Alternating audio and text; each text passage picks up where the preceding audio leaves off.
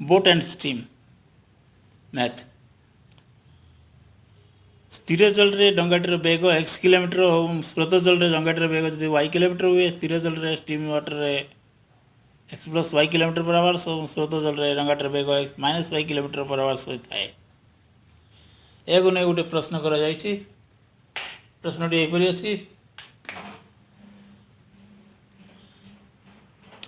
जदि गोटे डंगार प्रतिकूल रे बेग 7 किलोमीटर पर आवर्स और अनुकूल रे घंटा प्रति 13 किलोमीटर बेगर गति करे तेबे डंगाटीर स्थिर जल रे बेग केते?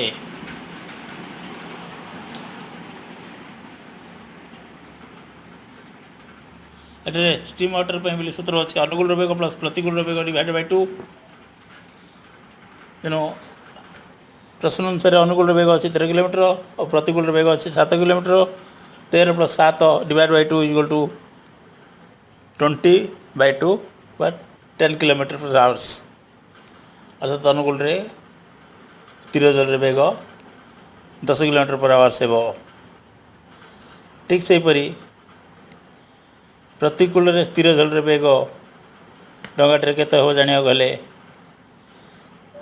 अनुकूल बेग माइनस प्रतिकूल बेग डिवाइड बाय 2 अर्थात 13 minus 7 by 2 equal to 6 by 2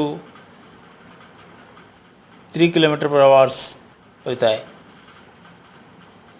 अनुकूल रे अर्थात अनुकूल रे स्रोतर स्थिर जल रे बेग 10 किलोमीटर होला बेले प्रतिकूल रे स्थिर जल रे बेग 3 किलोमीटर होता है। धन्यवाद।